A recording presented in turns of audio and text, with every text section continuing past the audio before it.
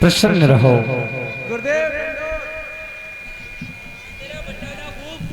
प्रसन्न रहो, प्रसन्न रहो। आओ आओ कृष्ण आओ, ब्राजो।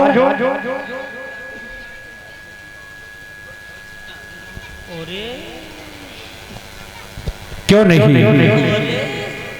हमारे तो बड़े ही अहोभाग्य हैं जो कि आज हमारी इस पाठशाला में स्वयं ब्रह्म पढ़ने के लिए आए हैं। क्यों नहीं सांदीपन? तुमसे बड़भागी संसार में और कोई हो ही नहीं सकता जिसको कि ब्रह्म को विद्या अध्ययन करने का अवसर मिला हो, स्वयं भगवान को शिक्षा देने का अवसर मिला हो। भला उससे बड़ा बड़भागी और कौन हो सकता है? मैं तो कृतार्थ हो गया।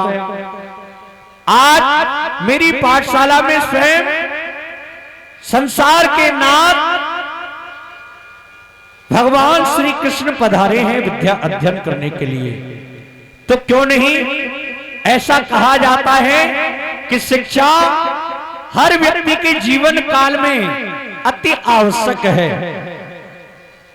कहा जाता है माता वैरी पिता शत्रु, माता वैरी पिता शत्रु एन बाल को न पठाते, ना सोवते सभा मध्य हंस मध्य बको यथा। वह माता पिता शत्रु के समान होते हैं जो अपने बच्चों को शिक्षा के लिए नहीं भेजते हैं, और वह प्राणी बेकार है जिसने शिक्षा ग्रहण ना की हो।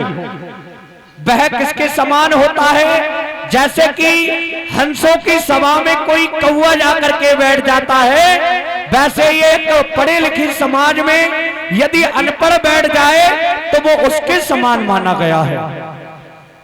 कहा जाता है कि काक चेष्टा बको ध्यानम स्वान निंद्रा ततेव च अल्पहारी ग्रह त्यागी विद्यार्थी पंच लक्षणम। विद्यार्थी को 5 लक्षण अनिवार्य बतलाए गए हैं। काक चेष्टा कौवा जैसी इच्छा को रखने वाला, वको ध्यानम बगुला जैसा ध्यान रखने वाला, स्वान निंद्रा कुत्ते जैसी कम नींद लेने वाला, स्वान निंद्रा अल्पहारी यानी कि कम भोजन करने वाला, क्योंकि यदि ज्यादा भोजन कर लिया जाए तो जो पढ़ाई करते हैं उनको नींद आने लगती है। अल्पहारी और ग्रह त्यागी विद्यार्थी पंच लक्षणम। ग्रह त्यागी अर्थात घर को त्याग देने वाला। त्याग का मतलब ये नहीं है हमेशा हमेशा के लिए अपना घर त्याग देना चाहिए। त्याग का मतलब होता है कि विद्यार्थी जिस समय पढ़ने के लिए बैठे उस समय ये भूल जाए कि मेरा घर में कोई है या मुझे कोई कार्य और भी करना है। तो वही विद्यार्थी अपने जीवन काल में सफल होते हैं। और ये आज हम क्या देख रहे हैं कि कृष्ण और सुदामा दोनों एक साथ आए हैं। क्या कारण है? सुदामा आज तो तुम कई दिनों बाद पाठशाला में आए हो। हाँ गुरुदेव, आज वे गौ गोविंद की सेवा में मुझे बहुत ही विलम्ब हो गया गुरुदेव।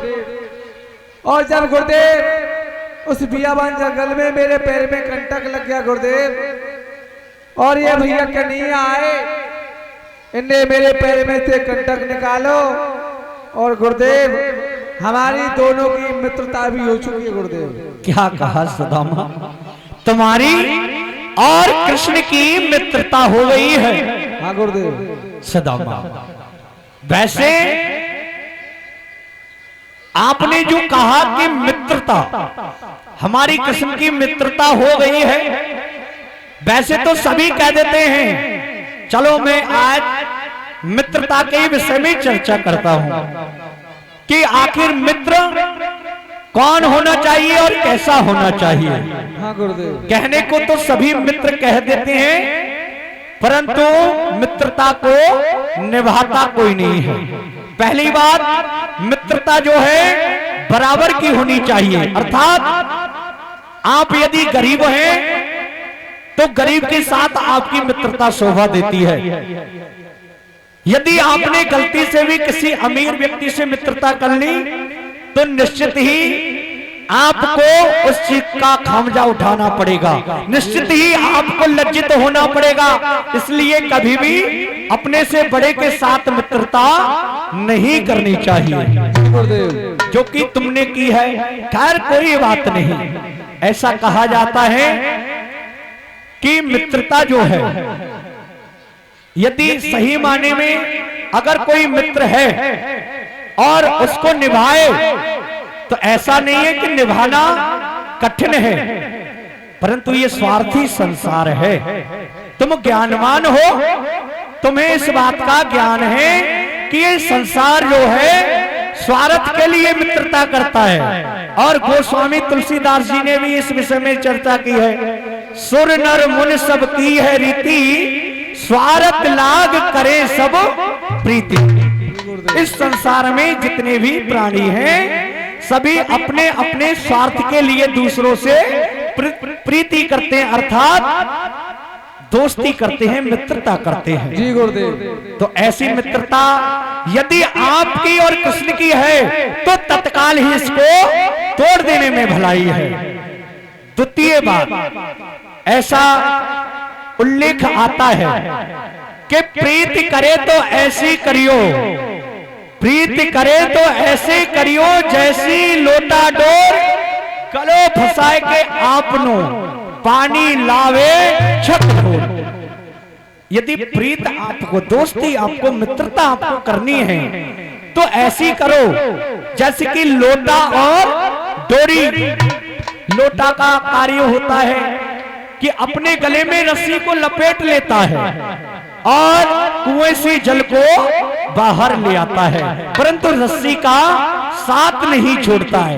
जी गुरुदेव। और यदि मित्रता करनी है तो दूध और पानी की तरह करो।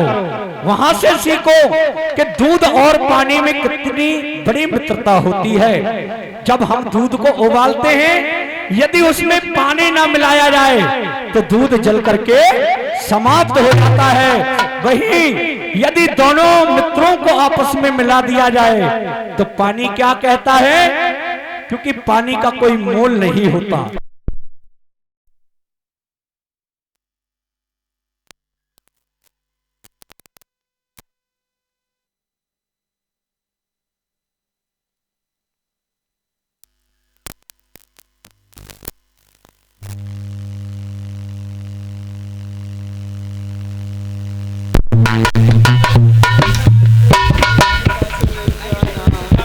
हले हले हले हले